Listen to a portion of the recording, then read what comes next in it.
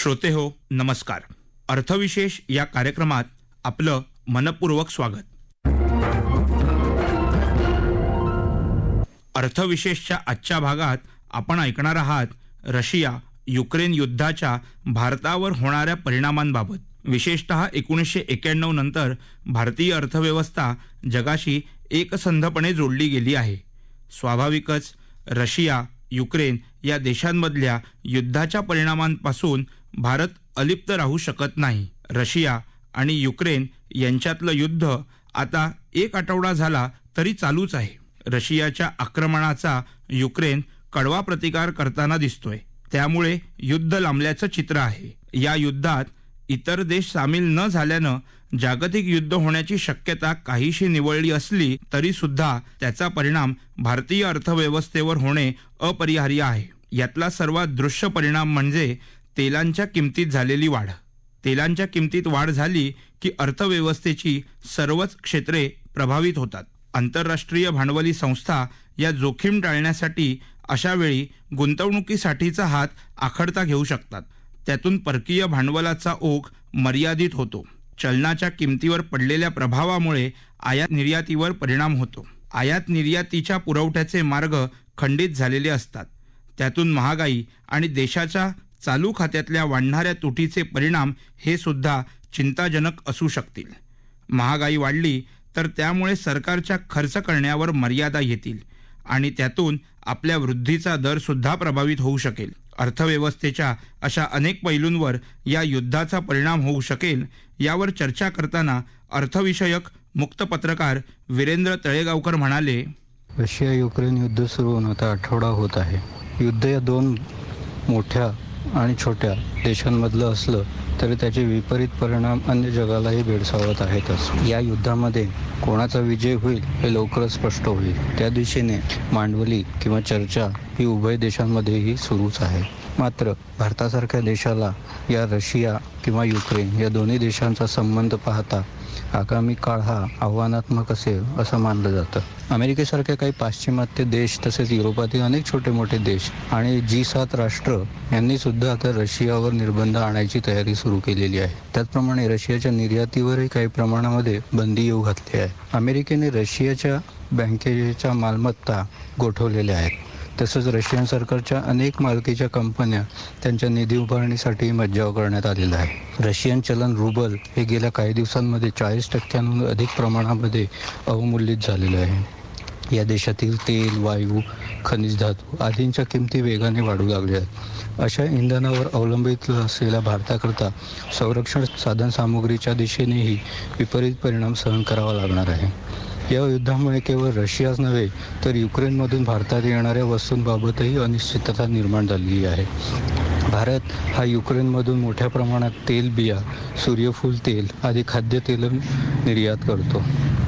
तसेच त्याचं आयातीचं प्रमाणही प्रचंड आहे. परिणामी या उभय देशांच्या युद्धामुळे भारतातल्या खाद्यतेल, इंधन, अन्य जिन्नस यावर महागाईचा विपरीत परिणाम निश्चितच होणार. युक्रेन आणि रशिया त्यांच्या देशामध्ये खनिज तेल, खनिज धातू त्याचबरोबर अन्य साधनसामुग्रीसाठी सुद्धा ओळखले जातात आणि परिणामी भारतसुद्धा या देशांमधनं मोठ्या प्रमाणात अशा वस्तू आयात करतो. त्यामुळे नजीकच्या काळात अशा वस्तू महाग होतील यात चिंताच नाही. आपण बघितलंय गेल्या काही महिन्यांमध्ये देशातील विशेषतः भारतातील महागाईचा दर हा आकाशाला भिडलेला आहे. जानेवारी 2022 म्हणजे वर्ष प्रारंभालाच किरकोळ महागाईचा निर्देशांक हा 5.1% असा गेल्या जवळपास 3 दशकातला सर्वोच्च राहिलेला आहे. आणि आता रशिया युक्रेन युद्धामुळे या उभय देशांमधून येणाऱ्या वस्तू अधिक महाग होण्याची चिन्हे आहे. भारत सध्या महागाईचा सामना करतोच आहे. त्याशिवाय या युद्धामुळे देशाच्या अर्थव्यवस्थेवर म्हणजे देशाच्या सकल राष्ट्रीय उत्पादनावर सुद्धा परिणाम होण्याची भीती अनेक अर्थतज्ञ, बँकिंग तज्ञ व्यक्त करत आहेत. हे झालं देशाबाबत. बरं, यातून काही कंपन्या किंवा आस्थापनाही सुटत नाही आहेत. सध्याची तिमाही ही चालू आर्थिक वर्षाची शेवटची तिमाही आहे आणि आर्थिक वर्ष संपवण्याची ही महत्त्वाची तिमाही मानली जाते. परिणामी या युद्धाचे काही सावट कंपन्यांच्या येणाऱ्या ताळेबंदामध्ये निश्चितच उमटू लागतील. एकूणच दोन उभय देशांमधलं युद्ध हे त्या देशांपुरतं नसून त्याचे दूरगामी परिणाम हे भारतासारख्या विकसनशील देशाला सुद्धा भोगावे लागतील यात शंकाच नाही. भारतात स्पुटनिक व्ही ही करोनावरील लस निर्मित तयार केली जाते.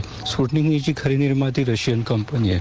ते सध्या करोनाचं प्रमाण कमी झालं असलं तरी या निर्मितीवर काहीसा अंकुश किंवा एक अडथळा निर्माण होण्याची चिन्हे आहेत. अशा प्रकारे उभय देशांमधलं युद्ध हे भारतासारख्या देशाला निश्चितच परवडणारं नाही.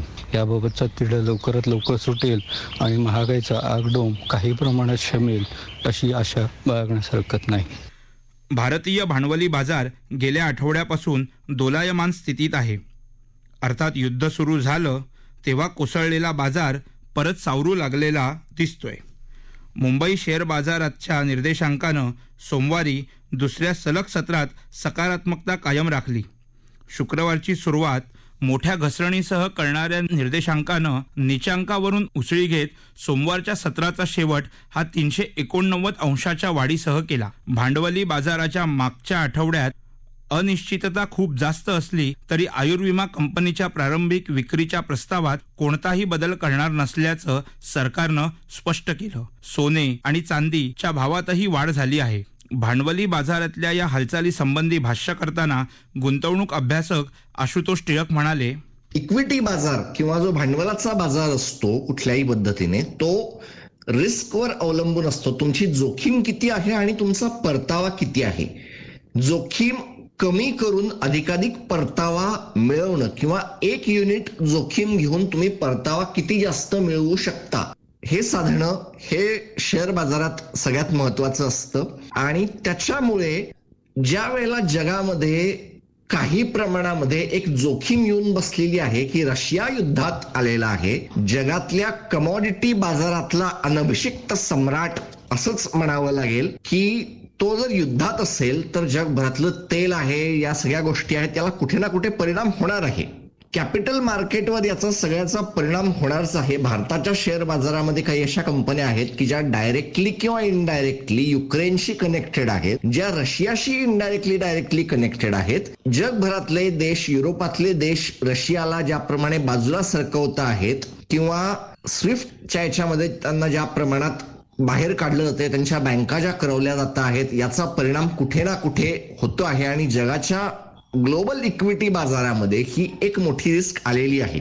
याचा परिणाम डायरेक्टली किंवा इनडायरेक्टली अमेरिकेच्या जी फेड आहे, जशी अमेरिकेची फेड आहे, आपली आरबीआय आहे, यांच्या व्याजदर वाढवण्याच्या याच्यावर होऊ शकतो. अपेक्षा होती की मार्चच्या यांच्या आसपास त्यांचं सगळं बॉन्ड बाईंग म्हणजे जवळपास फुकटात कर्ज देण्याची जी पॉलिसी होती ती संपेल आणि कुठेतरी त्यांचं व्याजदर वाढवण्याच्या दिशेने सुरुवात होईल. आता त्याच्याकडे नेमकं काय होतं, कारण जगभराच्या बाजारामध्ये सगळं गोंधळ चालू आहे, कमोडिटीच्या बाजारात हे सगळं चालू आहे. आणि जगाने असं म्हणलेलं आहे की आम्ही रशियाकडून आता तेल खरेदी करणार नाही, कारण एका कॅल्क्युलेशन नुसार युरोपामध्ये जेवढे देश होते त्यातल्या अनेक देशांचा रशिया हा मोठ्या प्रमाणावर ऊर्जा पुरवणारा किंवा पेट्रोल डिझेल पुरवणारा होता. आता आम्ही त्यांच्याकडून ते घेणार नाही.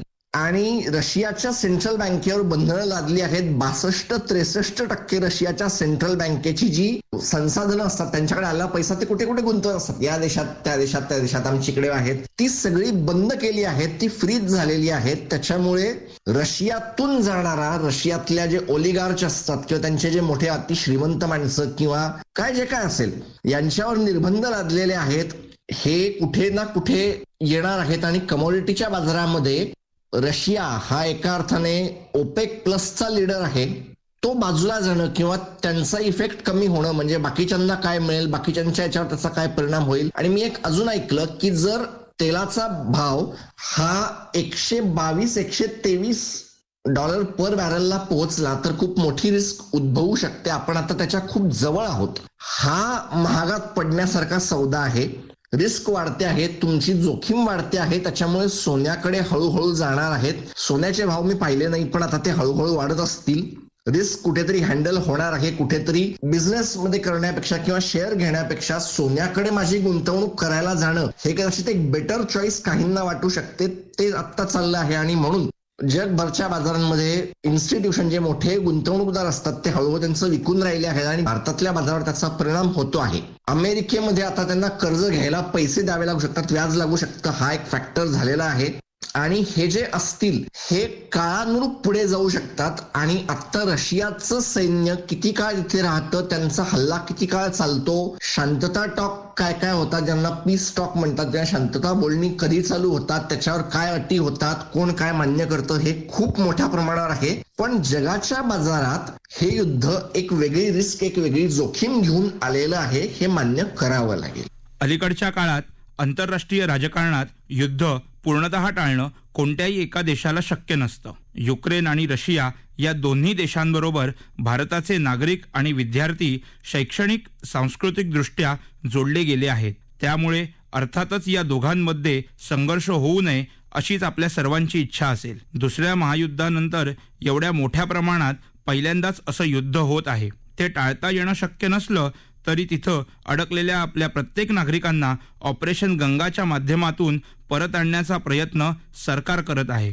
त्याबरोबरच लवकरात लवकर हा संघर्ष थांबणं सुद्धा अर्थव्यवस्थेच्या हिताचं असेल.